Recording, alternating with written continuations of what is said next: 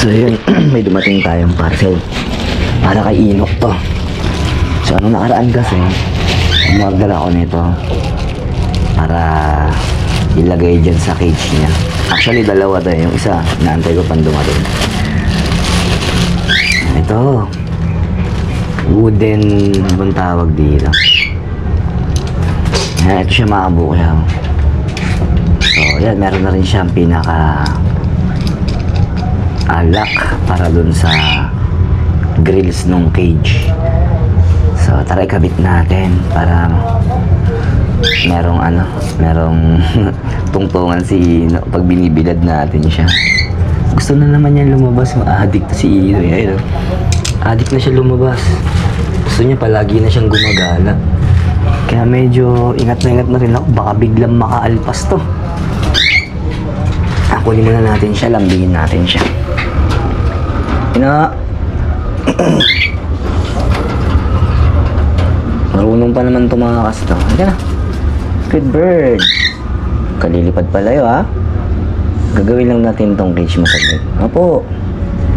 Saan punta? Tambay? Tambay ka doon sa kwarto? Up. Good bird. Bilis na niya mag-up. Up. Good bird. Yes. Step up. Yes. Good bird. Oh, dito ka na muna, ah. Topya pa rin. Kung electric pan, baka tamaan siya. So, yan. Kakabit ko na to. Saan kaya magandang impwesto to? So, pag nagbo-viewing kasi dun sa labas, bali, hahanapin ko yung lugar ng tinatamaan siya ng liwanag. Kasi, yung hindi siya masyadong mabibilad sa araw. Try ko lang muna siguro. Baka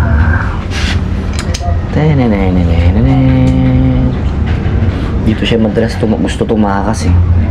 So siguro lalagay natin to dito. Dito na lang. Yan. Ay hindi. Siyempre pag pumapagaspas siya sa umaga, maaaring tamaan yung pakpak niya rito. Piling ko dito na lang. Para pwede pag pinapakain ko siya, pwede ko siyang sabihan na up dito, up.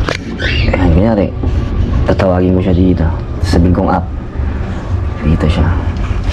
Or pwede rin dito. Ayan. Ganyan. Okay, may tungtungan na si Ino. Ayan o. So, kabit ko na natin. Sana yung medyo buka yung tangkay. Palpak naman yung binigay nung ano.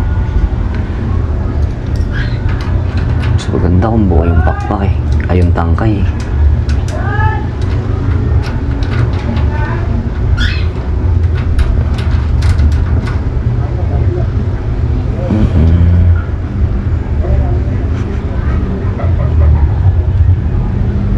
Ayan o.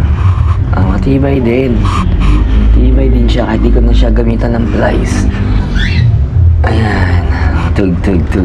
Sample natin kay Ino. Come Ino. Up. Good bird. Love you. Ayun na. Tungtungan mo yan. Dali. Step up.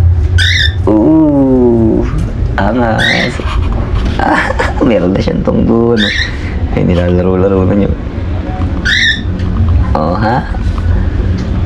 Ang kulit. Diyan ka lang. Ay, kaso tumatama yung buntot niya. Medyo alanganin dun. Tapos, medyo ready siya dyan makalipad kung sakaling tatakas siya. Siguro sa kabila ako ilalagay. Ano, gaya niya, no, tatakas na siya. Oh. No. Medyo ready siya makatakas dyan. Siguro doon ko ilalagay sa kabila. Doon. Halika na. Come up. Good bird. Dito ka. Huwag ka lang tumakas, ha. Lipat natin. Alanganin dito, alanganin. Dito.